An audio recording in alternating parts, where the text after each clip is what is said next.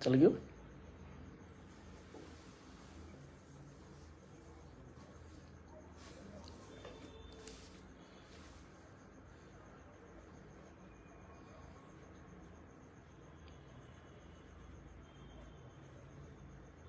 कौन दिखाया? नमस्कार साथियों, आप सभी जुड़े।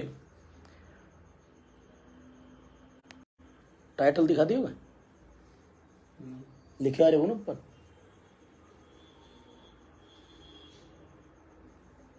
सभी साथियों को नमस्कार।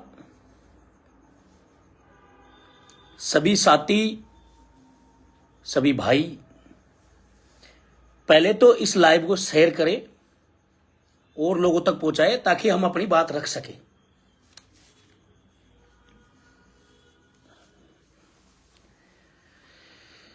सभी भाई इस लाइव को ग्रुपों में शेयर करो पहले तो, ताकि ज्यादा से ज्यादा लोगों तक मेरी बात पहुंच सके।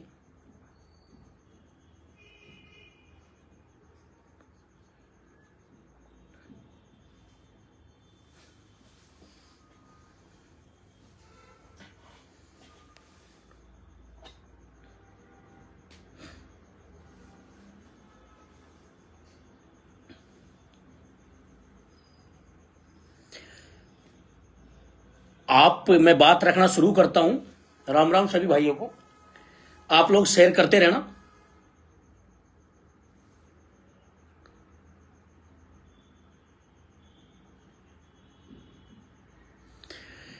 मेरे भाइयों, हम बात करना चाहते हैं समरावता गांव में जो घटना हुई उसको लेकर। हम बात करना चाहते हैं जो थप्पड़ कांड हुआ उसको लेकर। उस थप्पड़ कांड के बाद में जो पुलिस की जो बर्बरता देखी गई, जिस प्रकार पुलिस ने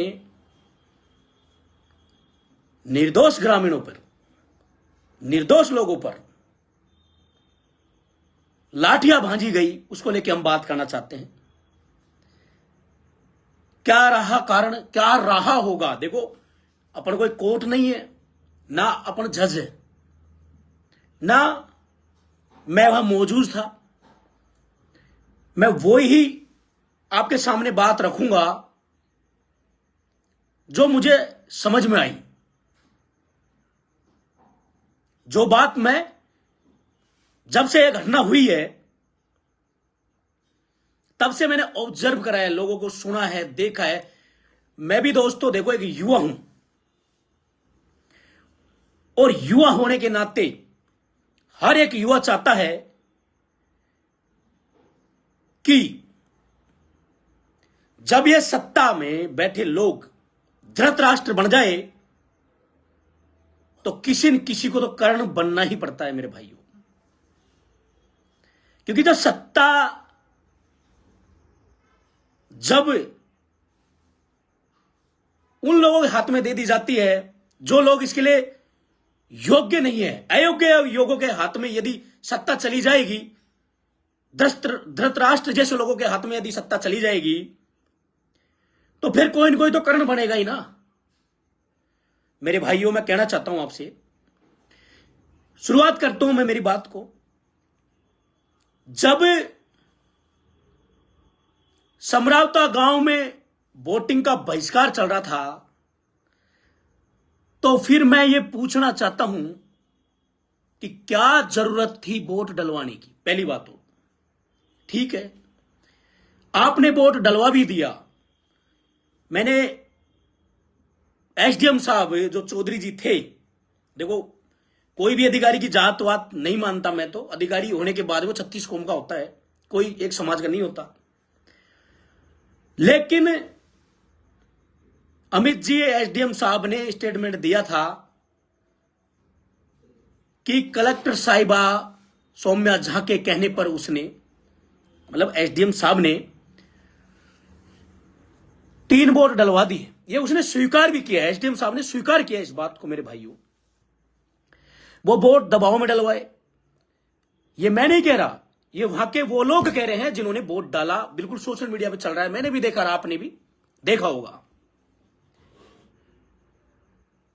ठीक है, आप पे मैडम मैं पूछना चाहता हूं कलेक्टर साहिबा, हो सकता है आप पे दबाव होगा, कोई हो सकता है सरकार का दबाव होगा या कोई प्रशासनिक दबाव आप पे होगा कि आप चाहती है कि कोई बहिष्कार नहीं हो।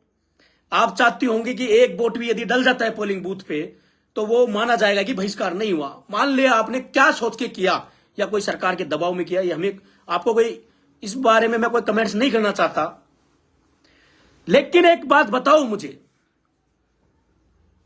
जब कोई भी आदमी इंडिविजुअल इंडिपेंडेंट यदि कोई चुनाव लड़ रहा है,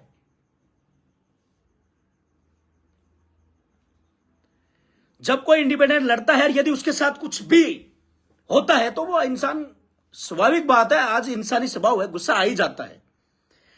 देखो गुस्सा आया होगा, नरेश मीणा जी ने थप्पड़ भी मार दिया होगा। मैं कहता हूं यदि एसडीएम साहब से गलती हुई है तो भी कहीं मानना तो यह है कि नहीं मारना चाहिए था थप्पड़, क्योंकि न्यायिक ये कोर्ट का काम है, कोर्ट में लड़ते, लेकिन एक कैंडिडेट के साथ साथ वो भी एक इंसान था, उसको भी गुस्सा आया होगा। और जब किसी भी इंसान को गुस्सा आता है तो स्वाभाविक सी बात है, कुछ सेकंड के लिए, कुछ मिनट के लिए कोई भी इंसान अपना आपा खो देता है। अब मानता हूं नरेश मीणा जी ने थप्पड़ दिया, वो ऐसा नहीं करना था, लेकिन हो जाता है। देखो गलती किसी से भी हो सकती है, अधिकारियों से भी गलती होती है, अधिकारी तो बिना वजह भी मारते हैं। क्यों? हमने तो देखा है पिछले बार जब यूनिवर्सिटी में हमने सरकार या जब भी हमारी लड़ाई हुई, जब भी गिरफ्तार किया गया, एक बार एक कांड हुआ हमारे साथ, जब उस टाइम पुलिस वालों ने थाने में ले जाके हमें इतना बुरा मारा, हमारे साथियों को इतना बुरा मारा था कि मैं बता नहीं सकता आपको। तो यदि आप अधिकारी हो, आप प्रशासन आपके हाथ में है, आप रक्षक हो, तो क्या भक्षक बन के ऐसे थोड़ी लाठीचार्ज करोगे? ये इतना अधिकार आपको किसी ने नहीं दिया। जनता की या डेमोक्रेसी है, ये देश कोई राजा नहीं चला रहा, या डेमोक्रेसी है।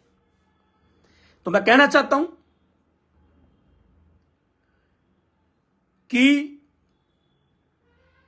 मैडम साहिबा, हो सकता है आपके दबाव में एसडीएम साहब ने वोट डलवा भी दिए, तो इसमें पहली बात तो कि एक तरफा कार्रवाई, जो एक मीडिया भी एक तरफा जो चीजें चला रहा है वो नहीं होना चाहिए। जो सच्चाई है वो नहीं दिखाई जा रही मीडिया के द्वारा भाइयों, इसलिए आज लोगों का भरोसा सोशल मीडिया पे है, न कि मीडिया पे, क्योंकि मीडिया वो नहीं दिखा रहा। मैंने एक देखा था, एक चैनल वाला नरेश जी से पूछ रहा था कि आप कपड़े पहन के भगे थे कोई, मतलब महिलाओं के, वो मना कर रहे कि नहीं ऐसा नहीं हुआ। तो आपको ये नहीं दिखा कि जिस तरह पुलिस वालों ने पीटा, जिस तरह वहां महिलाओं के बच्चों के साथ बर्बरतापूर्वक लाठीचार्ज किया है, वो नहीं दिखा क्या?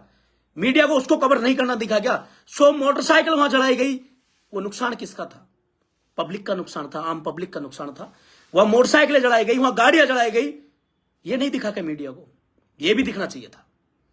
मेरे भाइयों आगे बढ़ता हूं कि यदि थप्पड़ पड़ा, नरेश मीणा जी से गुस्से में हो गया, ठीक है गलती हो गई तो गलती की सजा कोर्ट देगा। गलती हुई है तो कोर्ट सजा देगा। हालांकि मैं तो मानता हूं कि गलती हुई है, लेकिन वो एक उकसाने के तौर पे गलती हुई है, तो मेरे हिसाब से तो ज्यादा बड़ी कोई गलती नहीं है। देखो बाकी अपनी कोर्ट जाने और कोर्ट का काम जाने, अपन कोई जज या कोई कोर्ट नहीं है। लेकिन यदि नरेश मीणा जी ने थप्पड़ धर दिया, थप्पड़ लगा दिया एसडीएम साहब को, इसके तुरंत बाद ही नरेश जी को गिरफ्तार कर लेना चाहिए था, क्योंकि आचार संहिता थी। सरकार के हाथ में पावर नहीं होता। आचार संहिता में सारा पावर कलेक्टर के पास होता है, निर्वाचन आयोग के पास होता है, सारा पावर जब एसडीएम के पास पावर था, वहां पे जितने भी कर्मचारी या पुलिस का एक चपरासी भी था, उनको भी थप्पड़ नहीं लगना चाहिए था। यह जिम्मेदारी थी मौके पे मौजूद एसडीएम अमित चौधरी जी की। मैं कहना चाहता हूं, जैसे ही कैंडिडेट नरेश मीणा जी से गलती हुई, उन्होंने थप्पड़ मार दिया, जैसे भी उकसाने पे मार दिया, गलती से मार दिया, हम इस पर कोई कमेंट नहीं करना चाहते, लेकिन थप्पड़ मार दिया तो उनको तुरंत वहां से गिरफ्तार करना चाहिए था। प्रशासन आपके हाथ में था, किसी से पूछने की कोई जरूरत नहीं थी, आप उनको गिरफ्तार करके ले जाते, लेकिन आपने ऐसा नहीं किया। क्यों? मेरा विचार बताता हूं मैं इसको लेकर। क्योंकि कलेक्टर साहिबा को पता था, कलेक्टर साहिबा ने जब सरकार से बात रखी होगी, सरकार तक बात गई होगी, सरकार को पता था। सरकार को एक चीज और बताऊं दोस्तों, जो मुझे लग रहा है वहां के चुनाव में, इन बीजेपी वालों को यह लग रहा था कि देवड़ी उनियारा से 2 कैंडिडेट मीणा हो गए। एक तो केसी मीणा जी जिसको कांग्रेस ने दिया, दूसरा नरेश मीणा जी जो कांग्रेस में थे, वो बागी होकर चुनाव लड़ लिए। तो इन बीजेपी वालों ने सोचा कि नरेश मीणा जी जितने भी वोट लेके जाएगा वो कांग्रेस के नुकसान करेगा। इसलिए मैं ये नहीं कह रहा कि फैक्ट सही भी हो सकता है, लेकिन मेरे विचार रखने का आज लोकतंत्र है, मुझे भी अधिकार है, मैं मेरे विचार रख रहा हूं। क्योंकि बीजेपी ने सोचा होगा ये जितने वोट नरेश मीणा जी काटेंगे ना, उतना फायदा बीजेपी को होगा, इसलिए बीजेपी ने कोई भी एक्शन नहीं लिया। थप्पड़ कांड के बाद भी इसलिए एक्शन नहीं लिया, यदि नरेश मीणा को गिरफ्तार कर लिया तो नरेश मीणा की फैन फॉलोइंग 6 विधानसभा में जो चुनाव था, 7 उपचुनाव थे, उनमें नरेश मीणा का काफी लोकप्रियता थी उसकी, तो उससे नुकसान बीजेपी को हो सकता था। इसलिए बीजेपी ने नरेश मीणा को गिरफ्तार नहीं किया। मेरे भाइयों,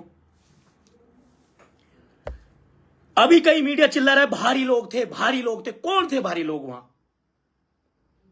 हर नेता के चुनाव में भारी लोग प्रचार करने जाते हैं, खूब जाते हैं। हम गए कई बार।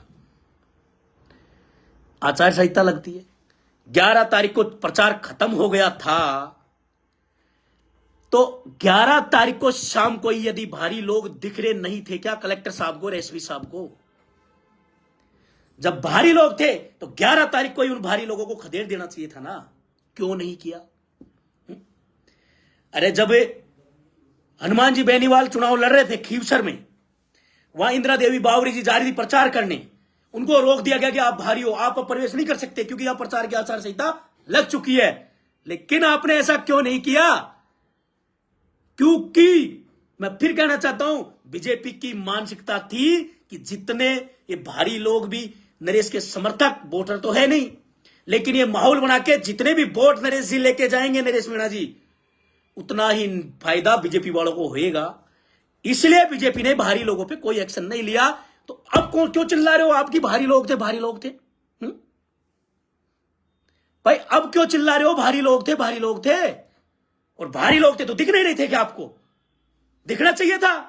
11 तारीख को ही आपको उन भारी लोगों को बाहर कर देना चाहिए था विधानसभा से या जिले से। क्यों नहीं किया? किसकी गलती? स्टेटमेंट देख रहा हूं मैं, बड़े बड़े लोग, बड़े बड़े नेता हिले हुए हैं बीजेपी के। पहला कांड है जिसमें कोई स्पष्ट नहीं बोल पा रहा। क्यों? उनको पता है कहीं न कहीं, हाँ हो सकता है नरेश मीणा जी से गुस्से में या गलती हुई है नरेश मीणा जी से, उसकी सजा कोर्ट उनको देगा। लेकिन यह भी पता है ऐसा होना स्वाभाविक है, पहली बार नहीं हुआ। भाटी जी ने पहले, जो भाटी देवी सिंह भाटी जी है, उन्होंने भी कलेक्टर को थप्पड़ मारी हुई है। मलिंगा जी का मैटर अभी चल रहा है, जयन के हाथ पैर तोड़ दिए, 22 जगह से हड्डियां तोड़ दी, वो केस चल रहे हैं। ऐसे कई मुकदमे चल रहे हैं अभी भी, जिनमें कई बार नेताओं ने अधिकारी को थप्पड़ मार दी। वो मुकदमे लंबित है, सालों से, 22-20 साल से चले आ रहे हैं। लेकिन यदि यहां पे कार्रवाई हुई तो वहां भी होनी चाहिए। वैसे कार्रवाई जो भी कोर्ट करे होगी, भाई कोर्ट के ऊपर है थप्पड़ कांड। लेकिन ये तमाम धाराएं क्यों भाई?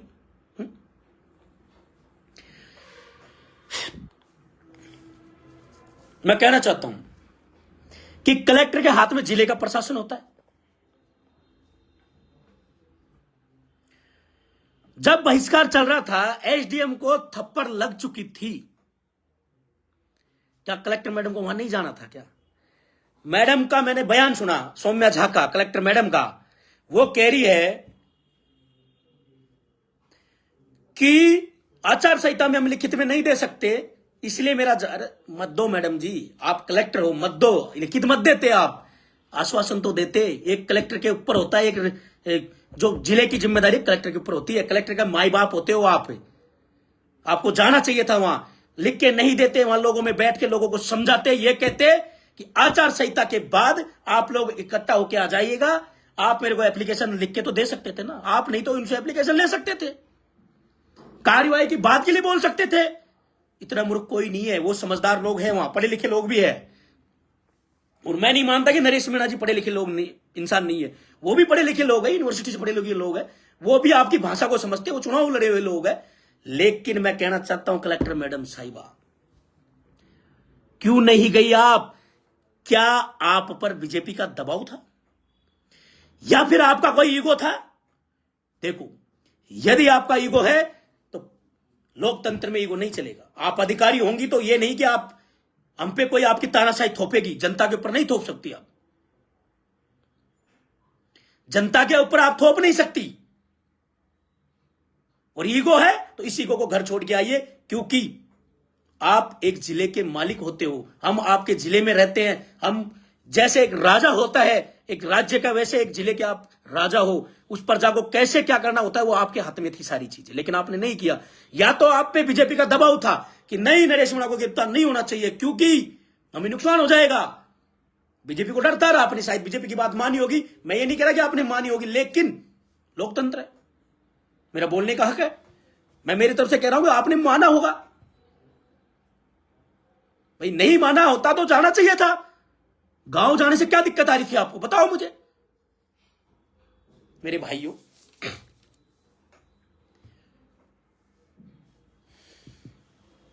इस मामले की न्यायिक जांच तो होनी चाहिए, न्यायिक जांच तो होनी चाहिए, लेकिन एक तरफा नहीं होनी चाहिए।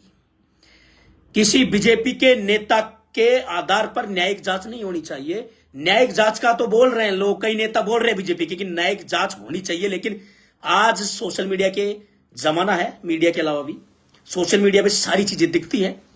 किस तरह बर्बरता पूर्वक वहां की महिला और बच्चों को पीटा गया, किस तरह उन पर लाठीचार्ज किया गया, ये हमने सबने देखा है।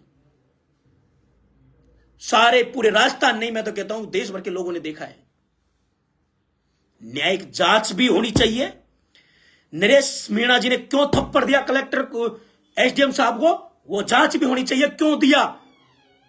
अगर उससे गलती हो गई तो उस हिसाब से सजा मिलनी चाहिए उसे। लेकिन जिन पुलिस वालों ने निर्दोष बच्चों पे, निर्दोष महिलाओं पे लाठीचार्ज किया है, निर्दोषों की गाड़ियां तोड़ी है, उसका मुआवजा भी सरकार को देना चाहिए।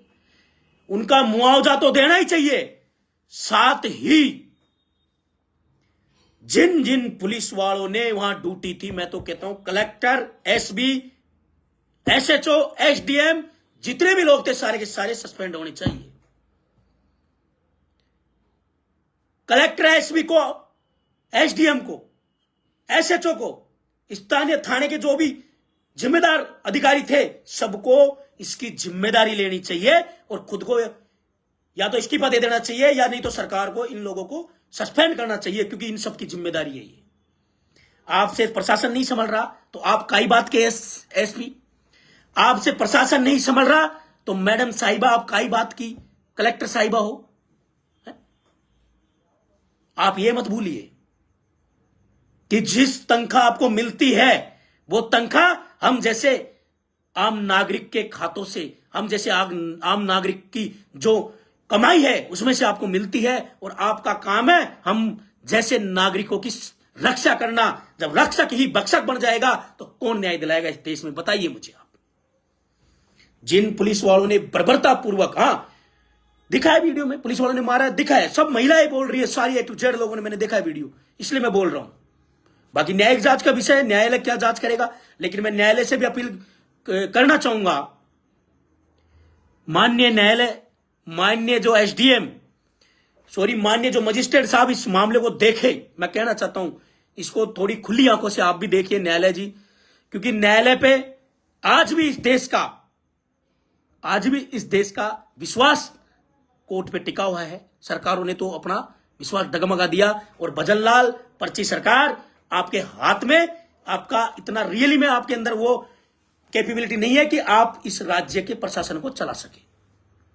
मैं तो कहता हूं आपको इस्तीफा दे देना चाहिए, क्योंकि आपका एक कांस्टेबल नहीं सुन रहा। आपको पता ही नहीं है कि कांस्टेबल वहां महिलाओं को क्यों पीट रहा है। अगर आपके प्रशासन, एक गृह मंत्री भी आप हो, माननीय भजनलाल शर्मा जी, गृह मंत्री भी आप ही हो, प्रशासन आपके हाथ में है, क्यों नहीं एक जो 28 टुकड़ी आपने भेजी, तो क्यों नहीं जिम्मेदार लोगों को भेजा? पर आपकी पकड़ ही नहीं है प्रशासन भी, इसका मतलब तो फिर राजस्थान किस हाथों में है? किसके भरोसे राजस्थान आगे बढ़े? फिर जातीय संघर्ष की बात चला दी मीडिया वालों ने। अमित जी चौधरी, आप जाट समाज से हो, हम सभी समाजों की रेस्पेक्ट करते हैं, 36 कौम के भाइयों की रेस्पेक्ट करते हैं, सभी समाजों की हम रेस्पेक्ट करते हैं, लेकिन मैं जाट भाइयों से भी, मीणा भाइयों से भी और 36 कौम के भाइयों से भी कहना चाहता हूं, एक अधिकारी होता है, उसकी कोई जात नहीं होती।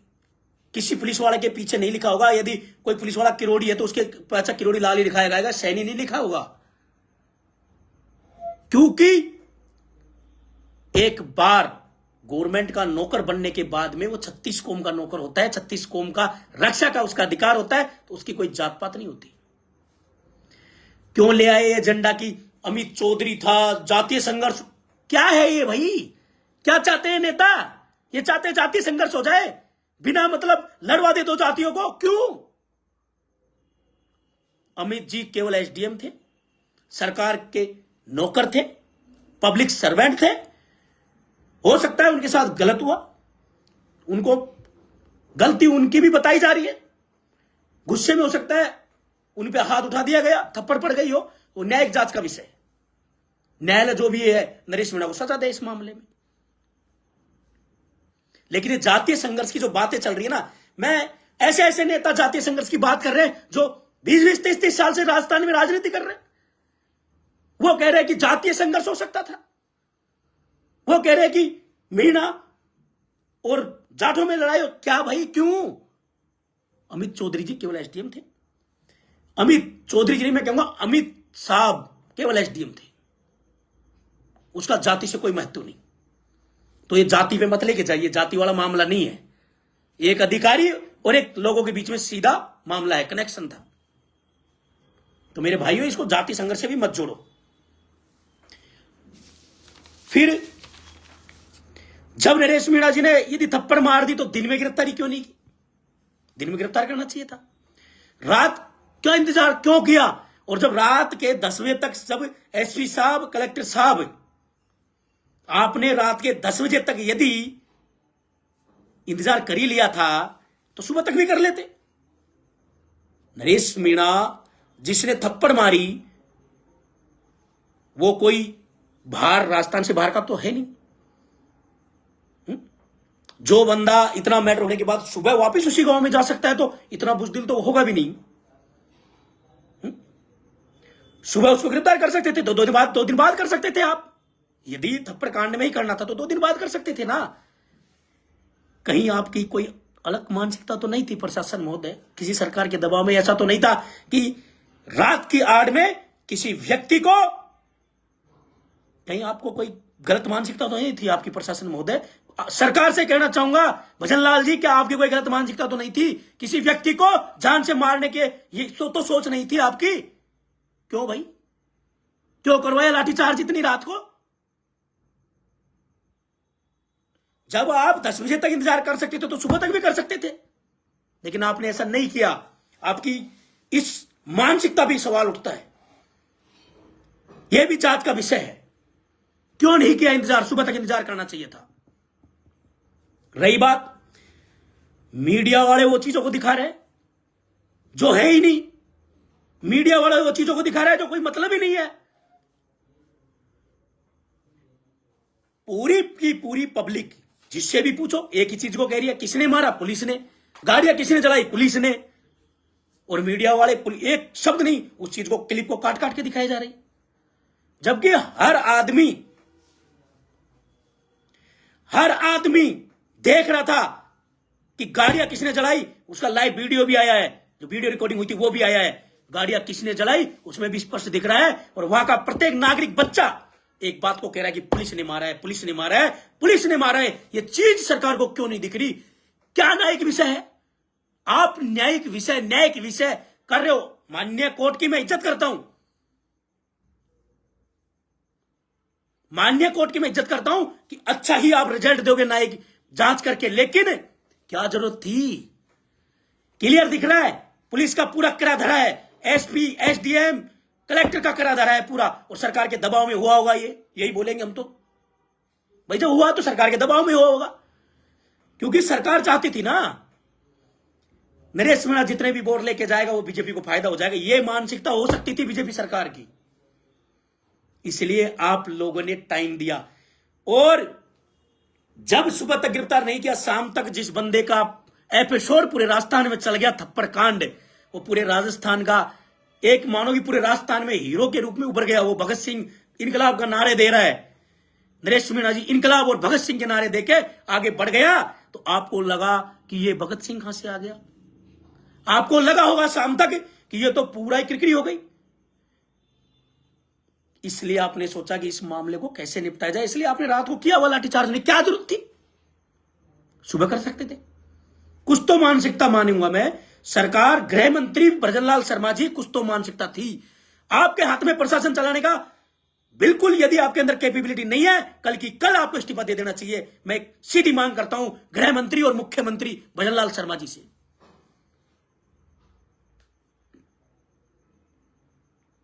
मेरे भाइयों, ये लोकतंत्र है, सच को बोलने की औकात रखो। चाहे लड़ना पड़े सरकार से, क्या फर्क पड़ता है सरकार से? अच्छा नारा है भगत सिंह इनकलाब जिंदाबाद। मैं तो बचपन से भगत सिंह मानता हूं खुद को, क्योंकि इनकलाब जिंदाबाद मैं भी देता हूं, क्योंकि गलत चीजें जो शेर नहीं लड़ता कौन है? हर कोई लड़ लेता क्या? लड़ता वही है जिसके जमीर जिंदा होता है, बगावत वही करता है जिसका जमीर जिंदा होता है। लेकिन नरेश मीणा का मैं कमेंट नहीं करना चाहूंगा, उन्होंने, क्योंकि मैं भी किसी संगठन या पार्टी से हूं तो मैं, लेकिन मेरे स्पष्ट चीजें रखना चाहता हूं। किसी भी व्यक्ति को, निर्दोष को बिना जांच के नहीं फंसाना, सरकार, सीधा बोलता हूं। वरना इस राजस्थान में इन युवाओं का, इन भगत सिंहों का ऐसा सैलाब आएगा, आपकी फोर्स कम पड़ जाएगी, आप रोक नहीं पाओगे। ये न्यायिक जांच का विषय है। न्यायालय महोदय, आप अच्छी जांच करके दोषी पुलिस वाले और प्रशासन को सस्पेंड करो, एसडीएम, कलेक्टर, सबको सस्पेंड करो। मैं तो कहना चाहता हूं वो उनके अंदर कोई योग्यता नहीं है कि प्रशासन को संभाल सके। नहीं, क्या जरूरत थी इस तरह बहन बेटियों पर, बच्चों पर लाठीचार्ज करने की, वो भी रात में, आंसू गैस के गोले बच्चों पे। एक मैंने वीडियो देखा, एक 5 साल का, 1.5 साल का बच्चा जिसके पैर में आंसू गैस का गोला पड़ा। इसलिए वो आप, इसलिए हम आपको सैलरी देते क्या? अरे गवर्नमेंट इसलिए सैलरी देती क्या कलेक्टर साहब, और मैं कहना चाहता हूं एसपी साहब से, इसलिए सैलरी लेते हो क्या आप कि गरीब बच्चों और आप, मतलब अधिकारी हो तो आपकी जाति चलेगी, आप किसी को भी मारोगे, आपका अधिकार हो गया। आम जनता का बोलने का कोई अधिकार नहीं। मेरे भाइयों, यह सरकार ऐसे ही दबाएगी, कुचलाएगी आदमियों को, लेकिन हमें लड़ना होगा, आगे बढ़कर आगे आना ही होगा। क्योंकि बात यह है भजनलाल सरकार की नाकामी की बात है, एसडीएम और कलेक्टर जो नाकाम है उनकी बात है।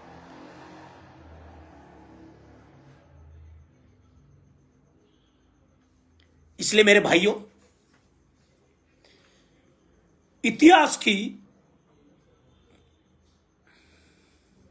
पहली घटना है जिसमें कोई भी नेता खुलकर नहीं बोल रहा। क्यों? उनको पता है मनी मन में कि सही क्या है, गलत क्या है। हर नेता को पता है, हर एक व्यक्ति को पता है सही क्या है, गलत क्या है। इसलिए हर कोई हर गुठली नहीं मिल रहा है। बोलना तो खुल के चाह रहे लेकिन बोल नहीं पा रहे, क्योंकि हम जैसे सभी नेता छोटे मोटे किसी किसी पार्टी में दबे पड़े, किसी किसी पार्टी के साथ जुड़े हुए हैं, इसलिए खुल के नहीं बोल सकता हर आदमी। फिर भी उनके अंदर की भावनाओं को समझो। कुछ लोग इस मैटर को दबाने में लगे हुए हैं जो अपने आप को 30 मार का बड़े नेता समझते। ये एक युवा के भविष्य का सवाल नहीं है, ये आने वाले पीढ़ियों का सवाल है, इस सरकार के भविष्य का सवाल है, ये भजनलाल की नाकामी का सवाल है। गृह मंत्री साहब, आप योग्य नहीं हो, ये इसमें सवाल है। ये सवाल है उस एसपी पर, यह सवाल है उस कलेक्टर मैडम पर कि आपसे प्रशासन नहीं संभल रहा, आपको इस्तीफा दे देना चाहिए। लेकिन सारे एपिसोड होने के बाद भी मैं एक चीज कहना चाहूंगा,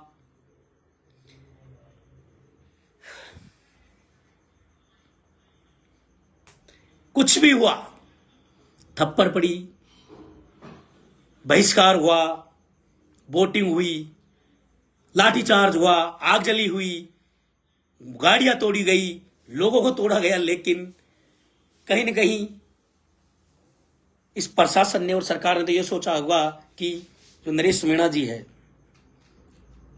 उसके ऊपर सारा फूट जाएगा। लेकिन मैं कहना चाहूंगा नरेश मीणा जी, आपकी किस्मत वाकई बहुत अच्छी थी कि कोई भी चीज आपके माथे नहीं मंडी जाएगी। अगर दूध का दूध, पानी का पानी होएगा, इसमें साफ दिखाई देगा, तो इसमें कहीं ना कहीं एक चीज समझ में आएगी कि इसमें गलती किसकी थी, किसकी नहीं थी। आपकी किस्मत अच्छी है कि इतना बड़ा एपिसोड होने के बाद भी इसका कोई दोषी नहीं होगा। ये जब भी नया एक विषय आएगा, जब आप देख लेना, मेरी बात को याद रखना। बाकी तो सरकारें अपने दबाव में कुछ भी कर सकती है, लेकिन देखा जाएगा तो यही सामने आएगा कि इतना बड़ा एपिसोड का केवल पुलिस प्रशासन, सरकार की नाकामी, फेलियर प्रशासन का ये काम था जो ये हुआ है एपिसोड। कभी कभी हम कहते हैं कि हम करना कुछ और चाहते हैं। भजनलाल जी, मैं आपकी किस्मत के लिए कहना चाहूंगा 2 शब्द और, कि हम चाहते कुछ और है, होता कुछ और है। क्योंकि जो आदमी, जो इंसान, जो नेता, जो व्यक्ति सच्चाई और ईमानदारी के साथ जो लड़ता है, कहीं न कहीं उसकी किस्मत भी साथ देती है। और मैं ये कहना चाहूंगा कि कहीं न कहीं नरेश मीणा जी की किस्मत थी बहुत अच्छी कि इतना सब कुछ होने के बाद भी उनको दोषी नहीं ठहराया जाएगा। देख लेना आप, क्योंकि थप्पड़ कांड का एक मामला है, उस पर उन पर केस बनता है। और किस बात का केस बना रहे हो भाई उन पे? काय का उपद्रव, काय के भारी लोग 11 तारीख को नहीं दिखे थे क्या आपको? और दिखे थे तो 11 तारीख को बंद उनको गिरफ्तार कर भगा देना चाहिए था वहां से 11 तारीख को ही। 13 तारीख तक रहना क्यों दिया? काय का उपद्रव किसने किया, उस पर जाओ ना। मैं कहना चाहता हूं माननीय न्यायालय जी, न्यायालय तक मेरी बात जाए, लोगों तक मेरी बात जाए। मैं कहना चाहता हूं इसमें यदि न्यायिक जांच हो तो निष्पक्ष हो, किसी व्यक्ति को दोषी नहीं ठहराया जाए। नरेश मीणा जी ने थप्पड़ दिया तो उसके लिए वो थोड़े दोष के काबिल है, थोड़ा दोष उन पे जाता है, लेकिन ये सब न्यायालय का विषय, मेरा नहीं है। इसके अलावा मेरे को नहीं लगता कि कोई केस उन पे लगे। और मेरे भाइयों, आगे भी भविष्य में भी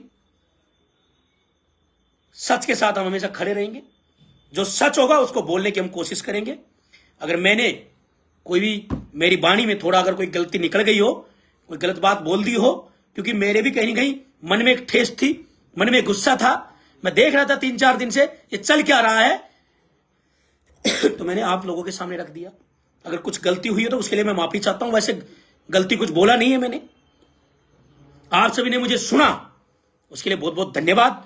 और मैं कहता हूं इस लाइव को आप सभी लोगों तक पहुंचाएं ताकि उनको स्पष्ट समझ में आए। जो मेरे विचार है वो लोगों तक जाने चाहिए। और इस मामले की उचित न्यायिक जांच होनी चाहिए, उचित। दूध का दूध और पानी का पानी यदि होता है तो इसमें दोष पुलिस का होगा, दोष कलेक्टर साहब का होगा, दोष एसपी साहब का होगा। हमें भी अधिकार है, क्यों नहीं लगा सकते हम आप पे? इसलिए इसका, क्योंकि हर बच्चा बोल रहा है कि पुलिस ने किया, पुलिस ने किया, गाड़ियां किसने चलाई, वीडियो जो सामने आ रहे। तो मेरे भाइयों, निष्पक्ष जांच होनी चाहिए इस मामले की। और जो भी न्यायालय चाहेगा वो सब पता है न्यायालय को कि क्या है आगे। आप कितनी धारा लगा लो, कोई फर्क नहीं पड़ता। हम पे खूब लगा ली, कई बार लगा ली, क्या फर्क पड़ता है धारा लगाने से? जब न्यायालय में जाएगी बात, कोर्ट में जाएगी, तो कोर्ट खारिज कर देगा इन बातों को। और दूसरी बात, एक चीज और मेरे को याद आ गई। जब नरेश मीणा जी को पेश करने के लिए लेके जा रहे थे कोर्ट में, तो उनको वीडियो के जरिए क्यों पेश किया गया? फिर मीडिया वाले अगर एसपी साहब से बात करते हैं तो एसपी साहब बोलते हैं कि जो लॉ एंड ऑर्डर है वो मेंटेन नहीं हो पा रहा था हमसे। जब लॉ एंड ऑर्डर आपसे मेंटेन ही नहीं हो रहा तो फिर आप एसपी साहब इस्तीफा दे दो। भाई आपकी नजर में तो जब मात्र एक व्यक्ति को आप पेश नहीं कर सकते फिजिकली, सिर्फ कहते हो कि लॉ एंड ऑर्डर हमसे मेंटेन नहीं हो रहा। जब आप बोल रहे हो कि लॉ एंड ऑर्डर मेंटेन नहीं हो रहा इसलिए हम पेश नहीं कर पा रहे न्यायालय में, इसलिए वीडियो कॉन्फ्रेंसिंग के जरिए आपने पेश किया। ये चलने वाला नहीं है। आज ये युग 21वीं सदी का देश है ये भारत। ये मेरी बात को याद रखना। सच छुप नहीं सकता, सच्चाई सामने आएगी। और मैं तो चाहता हूं इस मामले में दूध का दूध और पानी का पानी होना चाहिए। जिनकी गलती है जो दोषी है स्पष्ट दिख भी रहे हैं। न्यायालय का भी जांच का विषय, न्यायालय जांच करे, न्यायिक जांच हो, और दोषी जो पुलिस वाले हैं, कलेक्टर, एसपी, इनको सस्पेंड करो, और जो भी दोषी है उनको सजा दो। लेकिन किसी निर्दोष इसमें नहीं फंसना चाहिए। बहुत बहुत धन्यवाद, आपने मेरे को सुना। जय हिंद, जय भारत, इनकलाब जिंदाबाद। राम राम भाई।